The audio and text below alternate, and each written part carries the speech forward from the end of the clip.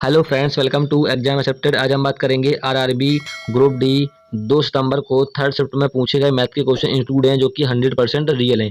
तो चलिए देख लेते हैं आज 2 सितंबर को थर्ड शिफ्ट में कौन कौन से क्वेश्चन पूछे गए थे टीसीएस द्वारा। पहला क्वेश्चन आप लोग स्क्रीन पर देख पा रहे होंगे, जिसने एग्जाम दिया होगा उसको पता होगा। तो चलिए देख लेते हैं। पहला क्वेश्चन स्क्रीन पर है, एक्स बाई से 60% अधिक कौशल है और अकेले बाई किसी कार्य को 80 दिन में कर सकता है। एक साथ कार्य करते हुए एक्स और वाई उसी कार्य के 52% भाग को कितने दिनों में पूरा करेंगे। तो यहाँ पर कह रहे हैं एक्स वाई से कितना अधिक कह रहे हैं, 60 अधिक है, तो ये हो जाएगा 160/100। इसको काटेंगे, हल्का कर लीजिए, तो ये हो जाएगा 8/5। अब यहाँ पर देखिए एक्स और वाई की इफिशियंसी दे रखी है। एक्स की कितनी निकल के आई, 8 आई। वाई की कितनी निकल के आई, 5 आई। ठीक है। अब यहाँ पर कह रहे हैं अकेले वाई किसी कार्य को 80 दिन में कर सकता है, तो वाई कर रहा है 80 दिन में। अब यहाँ पर देखिए टोटल वर्क निकाल लेंगे। यहाँ पर 80 कर रहा है, वाई कर रहा है 80 दिन में। वाई का इफिशियंसी कितनी है, 5 यूनिट है। गुणा कर देंगे 80 का 5 का, तो ये निकल के आ जाएगा टोटल वर्क निकल के आ जाएगा 58 400। यहाँ पर निकल के आएगा टोटल वर्क। अब यहाँ पर कह रहे हैं एक साथ काम करते हुए, यानी एक्स और वाई एक साथ काम करते हुए एक्स और वाई उसी कार के 52% भाग को। तो यहाँ पर टोटल यूनिट कितना है, 13 है एक्स और वाई का। काम कितना है, 400। 400/13। अब इसका क्या है कि उसी कार का, यानी 400/13 भाग का 52%। 52% से यहाँ पर क्या कर देंगे, गुणा कर देंगे। काट लीजिए यहाँ पर, तो ये कटेगा 13 चौको 52, दो बिंदी से दो बिंदी कट जाएंगी, 4 चौको 16। तो 16 दिन में करेंगे एक्स और वाई उसी कार्य को। ठीक है, तो 16 दिन आपका करेक्ट आंसर हो जाएगा। अगला क्वेश्चन देखते हैं। अगला क्वेश्चन है, 88 किलोमीटर प्रति घंटा की चाल चलने वाली 248 मीटर लंबी रेलगाड़ी समान दिशा में 34 किलोमीटर की चाल चलने वाली एक्स मीटर लंबी दूसरी रेलगाड़ी को 30 सेकंड में पार करती है। तो एक्स का मान ज्ञात करना है आपको। ठीक है, यानी जो दूसरी रेलगाड़ी की लंबाई है, इसका मान ज्ञात करना है कि दूसरी रेलगाड़ी कितनी लंबी है। तो यहाँ पर फॉर्मूला क्या होता है, D=ST फॉर्मूला होता है। डी यहाँ पर डिस्टेंस है, एस यहाँ पर स्पीड, टी यहाँ पर टाइम है। अब यहाँ पर कह रहा है पहली रेलगाड़ी की आपको लंबाई दे रखी है कितनी, 248 मीटर। ठीक है, आपको दूसरे की ज्ञात करनी है। ठीक है, लंबाई। अब यहाँ पर देखिए कह रहा है कि समान दिशा में कहे तो दोनों ट्रेनों की जो स्पीड होती है वो घट जाती है। तो पहली ट्रेन की जो स्पीड है कितनी है, 88 है। दूसरी कितनी है, 34 है। घटा देंगे, कितना बचेगा, 54 बचेगा। अब यहाँ पर देखिए ये दे रखा है आपको किलोमीटर प्रति घंटा में, तो इसको चेंज करना पड़ेगा हमें किसमें, मीटर प्रति सेकंड में, क्योंकि यहाँ पर सेकंड मीटर में दे रखा है। चलिए इसको लिखेंगे 54, यहाँ पर चेंज कर लेंगे तो ये हो जाएगा आपका 5/18 से गुणा करते हैं जब मीटर प्रति सेकंड में चेंज करना होता है। अब यहाँ पर टाइम कितना है, 30 सेकंड में पार कर रही है, तो टाइम होगा आपका 30 सेकंड का। चलिए काट लेते हैं, तो ये हो जाएगा 18×3 = 54, गुणा करेंगे 5×3 = 15, 15×3 = 45। तो ये हो जाएगा 248 प्लस एक्स इक्वल टू 450। घटा देंगे यहाँ पर, तो एक्स इक्वल टू हो जाएगा आपका 202 मीटर। तो दूसरी रेलगाड़ी की लंबाई कितनी है, 202 मीटर लंबी होगी दूसरी रेलगाड़ी। ठीक है, ये आपका राइट आंसर हो जाएगा। अगला क्वेश्चन देखते हैं।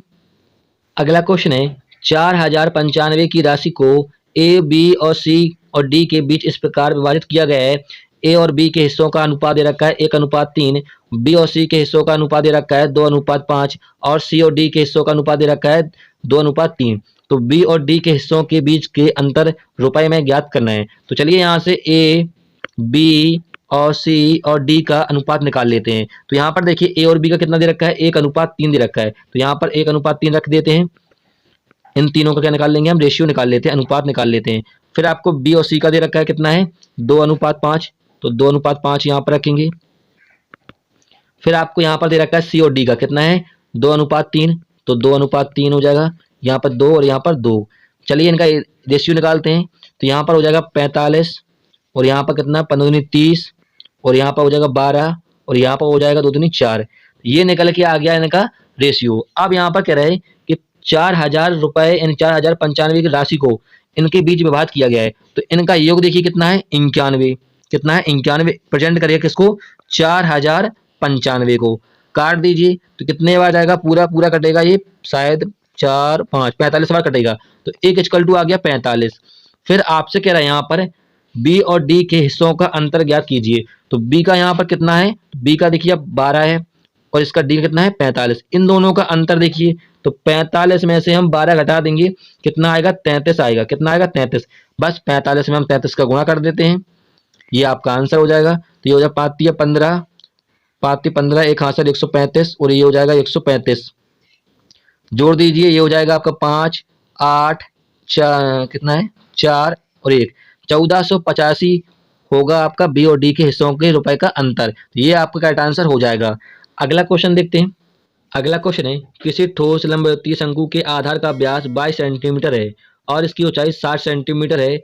रुपए 1.40 प्रति सेंटीमीटर स्क्वायर की दर से इसके वक्र पृष्ठ को पॉलिश करने की लागत आपको ज्ञात करना है। तो यहाँ पर देखिए व्यास दे रखा है आपको कितना 22 सेंटीमीटर, तो त्रिज्या इक्वल टू क्या हो जाएगा 22/2 काटोगे तो यहाँ पर त्रिज्या निकल के आएगी कितना 11 सेंटीमीटर। फिर यहाँ पे ऊंचाई दे रखा है कितना 60, कितना दे रखा है 60 दे रखा है, 60 सेंटीमीटर दे रखा है। आपको यहाँ पर वक्र पृष्ठ ज्ञात करना है। तो यहाँ पर वक्र पृष्ठ क्या होता है शंकु का वक्र पृष्ठ होता है पाई आर एल। अब यहाँ पे एल का मान नहीं पता तो एल का मान कैसे निकालेंगे, तिर्यक ऊंचाई एल स्क्वायर बराबर होता है आर स्क्वायर प्लस के आर स्क्वायर, ठीक है एच स्क्वायर प्लस के आर स्क्वायर ये होता है। तो यहाँ पर हो जाएगा आपका एल स्क्वायर, यहाँ पर मान पुट करेंगे एच का तो ये हो जाएगा 3600, आर का हो जाएगा यहाँ पर 121, इनको जोड़ दोगे तो हो जाएगा एल स्क्वायर प्लस के 1273 और ये होता है किसका 61 का होल स्क्वायर। तो ये हो जाएगा एल इक्वल टू 61 सेंटीमीटर ये हो जाएगा, ठीक है। अब यहाँ पर चलिए हम मान पुट कर देते हैं। तो पाई का मान क्या होता है 22/7 होता है। आर हमें कितनी रखी 11 सेंटीमीटर, एल कितना निकल के आ गया 61 निकल के आ गया। अब यहाँ पर कह रहा है कि रुपए 1.40 यानी 1.40 प्रति सेंटीमीटर स्क्वायर की दर से, तो यहाँ पर इसका गुणा कर देंगे 1.40 का, ठीक है। तो इसको कैलकुलेशन कीजिएगा तो यहाँ पर देखिए दशमलव बढ़ाएंगे तो यहाँ पर डबल जीरो लग जाएगा, यहाँ से ये कट जाएगा, 7 से काटोगे 7 दूनी 14 कटेगा, ये 2 से काटोगे 5 कट जाएगा, ठीक है। अब यहाँ पर गुणा करना है आपको, ये हो जाएगा 11 दूनी 22, 22 और 24 और यहाँ पर हो जाएगा 61/5। बस इसको सॉल्व कर लीजिएगा आपका आंसर हो जाएगा। चलिए अगला क्वेश्चन देखते हैं। जब कोई वस्तु 640 रुपए में बेची गई तो 12% की हानि हुई, यदि इसे 21% लाभ के लिए इस वस्तु को कितने रुपए में बेचना चाहिए। तो यहाँ पर कह रहा है 12% की हानि हुई, तो 12% की हानि हुई तो ये हो जाएगा आपका 88/100। ऊपर होता है आपका सेलिंग प्राइस और नीचे होता है आपका कॉस्ट प्राइस, ठीक है। अब यहाँ पर देखिए सेलिंग प्राइस आपको दे रखा है कितना 640 और हमारा कितना है 88, तो इसके इक्वल को रख देंगे, बराबर रख देंगे। 8 से काटोगे तो ये 11 बार जाएगा और यहाँ पर काटोगे 68 64 गुणा कर दीजिएगा तो कॉस्ट प्राइस हो जाएगा आपका 8000 और नीचे आपका 11 बचा तो नीचे आ जाएगा 11, इसको ऐसे ही रहने देते हैं। अब यहाँ पर कह रहा है कि 21% का लाभ, तो यहाँ पर हो जाएगा कमाने के लिए 121/100, क्योंकि 100 पे कितना हो जाएगा 121 हो जाएगा क्योंकि लाभ हो रहा है। तो यहाँ पर काटेंगे इसको, 2 बिंदी से 2 बिंदी कट जाएंगी, 11 से काटोगे तो 11 बार जाएगा, 11 गुणा कर दोगे तो यहाँ पर हो जाएगा 88 और 0, तो 880 रुपए होगा आपका सेलिंग प्राइस, यानी 880 रुपए में बेचना होगा, करेक्ट आंसर हो जाएगा।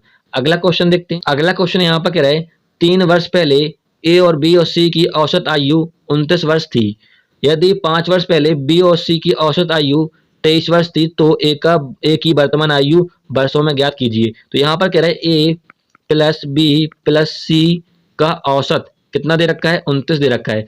3 लोग थे, औसत दे रखा है, 3 से गुणा कर देंगे तो ये कितना हो जाएगा 3 में 27 87 हो जाएगा। अब यहाँ पर कह रहा है 3 वर्ष पहले, 3 वर्ष पहले तो वर्तमान में ले आएंगे तो यहाँ पर क्या करेंगे 9 जोड़ देंगे। क्यों जोड़ेंगे, क्योंकि 3 ए का 3 बी का 3 सी का कितना हो गया 9, तो 9 वर्ष जोड़ देंगे कितना हो जाएगा ये 96। तो ये वर्तमान में ए और बी की और सी की ये वर्तमान में आयु आ गई 96। अब यहाँ पर फिर से कह रहा है कि 5 वर्ष पहले बी और सी की औसत आयु 23 वर्ष थी, बी और सी की औसत आयु कितनी थी 23 वर्ष। औसत दे रखा है 2 लोगों का तो यहाँ पर गुणा कर देंगे तो कितना हो जाएगा 46 हो जाएगा। अब यहाँ पर कह रहा है 5 वर्ष पहले, 5 वर्ष पहले था तो 5 वर्ष बी का 5 वर्ष सी का कितना हो गया 10, 10 जोड़ देंगे यहाँ पर तो यहाँ पर होगा 56, ये 56 वर्तमान आयु निकल के आ गई किसकी बी और सी की। अब ए का पूछा है तो यहाँ पर पुट कर देंगे या फिर इन दोनों का डायरेक्ट अंतर देख लीजिए कितना है 40, तो ए की जो आयु होगी कितनी होगी 40, करेक्ट आंसर हो जाएगा। क्लियर है, चलिए अगला क्वेश्चन देखते हैं। अगला क्वेश्चन है, इसका आपको मान ज्ञात करना आता है। तो इस क्वेश्चन का आंसर सभी लोग क्या करेंगे, कमेंट में दोगे क्या होगा इसका आंसर। चलिए अगला क्वेश्चन देखते हैं। अगला क्वेश्चन यहाँ पर क्या रहे, माना एक्स वाई छोटी से छोटी संख्या है जिसे 8, 12, 15, 24, 25 और 40 से विभाजित करने पर प्रत्येक स्थिति में 7 शेषफल प्राप्त होता है। जब x को 29 से विभाजित किया जाता है तो प्राप्त होने पर शेषफल ज्ञात कीजिए। तो यहाँ पर देखिए आपको क्या करना है, इस क्वेश्चन को 8, 12, 15, 24 और कितना है 25, 40, इसका ले लेना है आपको एलसीएम। तो चलिए एलसीएम ले लेते हैं। यहाँ से 2 से दोगे तो ये 4 बार जाएगा, ये 6 बार, 15 कटेगा नहीं आपका, ये 12 होगा, 25 कटेगा नहीं और ये 20। ठीक है, फिर 2 से दीजिए तो ये हो जाएगा 2, 3 हो जाएगा, 15 कटेगा नहीं, 6 बार जाएगा, 25 कटेगा नहीं और ये 10 हो जाएगा। अब यहाँ पे फिर से 2 से दीजिए तो 2 एकम 2, 3 जाएगा नहीं, 15 जाएगा नहीं, 2 3 6 हो जाएगा, 25 जाएगा नहीं और यहाँ पर 5। अब यहाँ पर दीजिए आप 3 से तो 3 एकम 3 हो जाएगा, ये 5 हो जाएगा और यहाँ पर 3 एकम 3 और यहाँ पर कितना था 25, 25 कटेगा नहीं आपका, ना ही 5 कटेगा। ठीक है, अब 5 से दीजिए डायरेक्ट, 5 से दोगे 5, 1 1 हो जाएगा यहाँ पर और यहाँ पर 1, ये 25 हो जाएगा और ये 1 हो जाएगा। चलिए गुणा कर लेते हैं, 5 ये 15, 15 दूनी 30, 30 दूनी 60, 120 और 5 यहाँ पर है तो 120 गुणित 5 कितना हो गया, 12 पंचे 60, 600 आ गया आपका एलसीएम यानी लासा आ गया। अब जो यहाँ पर कह रहे हैं जब x को यानी जो 600 आया है 29 से विभाजित किया जाता है तो 29 से हम क्या कर देंगे, भाग दे देंगे 600 में। तो ये कितने बार जाएगा, ये जाएगा आपका 2 बार 58। तो यहाँ पर शेषफल कितना आया, 20 आया। अब यहाँ पर देखिए जो रिमाइंडर आया 20, शेषफल कितना है 20। फिर यहाँ पर कह रहा है प्रत्येक स्थिति में 7 शेषफल आता है तो 7 को इसमें क्या करेंगे हम जोड़ देंगे।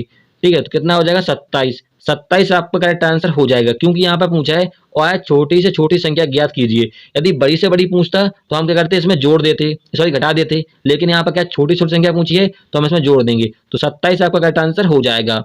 अगला क्वेश्चन देखते हैं।